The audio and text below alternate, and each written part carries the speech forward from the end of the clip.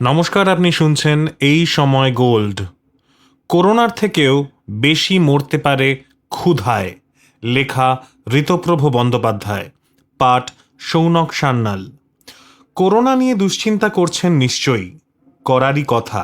অন্তত এ দেশে কিছুতেই বাগে আনা যাচ্ছে না এই বেয়াড়া ভাইরাসকে। মৃত্যুর সংখ্যা বাড়তে দেখে আঁতকে ওঠারই কথা।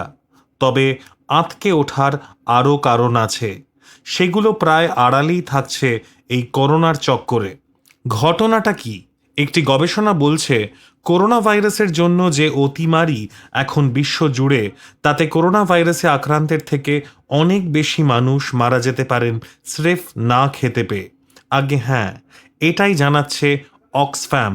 সীমানা বন্ধ, বিভিন্ন দেশে যাওয়ার উপর নিষেধাজ্ঞা, দেশের মধ্যে কারফিউ। এর ফলে যেটা হয়েছে, বিভিন্ন দেশে খাদ্যের যোগানে ঘাটতি দেখা দিয়েছে। কয়েকটা স্ট্যাটিস্টিক্সের দিকে তাকানো যাক তবে। অক্সফ্যাম বলছে কোভিডের ফলে প্রতিদিন বিশ্বে 12,000 মানুষ মারা যেতে পারে খেতে না পেয়ে, যা এপ্রিলে কোভিডের দরুন প্রতিদিন যত মৃত্যু হচ্ছিল তার থেকে 2,000 বেশি।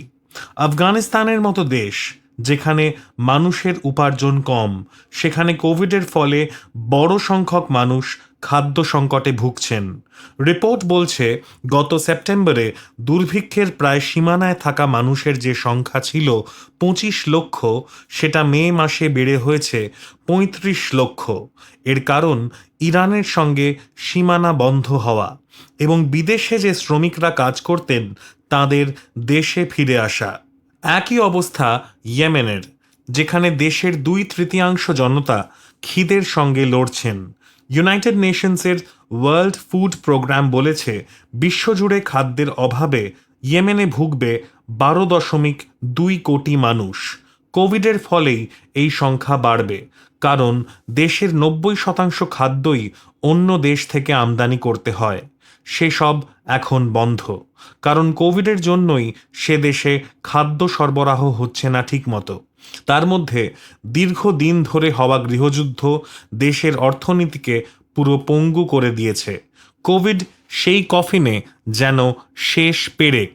শুধু আফগানিস্তান বা ইয়েমেন নয়, Democratic Republic of Congo, Venezuela, Ethiopia, Sudan, Syria, Haiti, এমনকি ভারতও রয়েছে তাদের দাগানো চূড়ান্ত হাঙ্গার হটস্পটে। শুনি অক্সফ্যামের চিফ এক্সিকিউটিভ ড্যানি শ্রীস্কান্দরাজা এই প্রসঙ্গে কি বলছেন। স্রেফ রোগের থেকেও কোভিড-19 অন্য অভিঘাত অনেক বেশি। এই ভাইরাসের ফলে বিশ্বের ক্ষুধার্ত মানুষ আরও বেশি খাদ্যের সংকটে ভুগেছেন। প্রত্যেক দেশের সরকার এই অতিমারি রুখতে পদক্ষেপ করুক, কিন্তু সেটা করতে গিয়ে সরকারকে খেয়াল রাখতে হবে অতিমারি ঠেকাতে গিয়ে খাদ্যের অভাবে যেন বেশি মানুষ মারা না যান। সঙ্গে যোগ করেছেন দরিদ্র মানুষদের ন্যূনতম আয় নিশ্চিত করা সরকারের লক্ষ্য হওয়া উচিত। সেটা না হলে কোভিডের থেকে বেশি মানুষ মারা যাবেন না খেতে পেয়ে। এটাই বাস্তব। অন্তত বিভিন্ন দেশে গবেষণা করে আমরা এটাই দেখতে পেয়েছি। তবে শুকনো স্ট্যাটিস্টিক্স ছাড়াও বোধহয় তা বোঝা যায়। আমরা সকলেই দেখেছি দিনের পর দিন খবরের কাগজ আর টিভির পর্দা জুড়ে সেই ছবি। ভিন রাজ্যে কাজ করতে যাওয়া মানুষরা পায়ে হেঁটে পাড়ি দিয়েছেন ঘরের দিকে।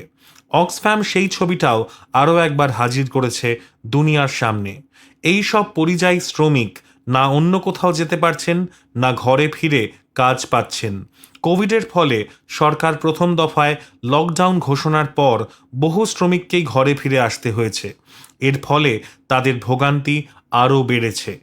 এমনকি যে গালফ রিজিয়ন দুনিয়ায় মোটামুটি সচ্ছল হিসেবে পরিচিত, সেখানেও এখন বেকারত্বের সমস্যা চরমে।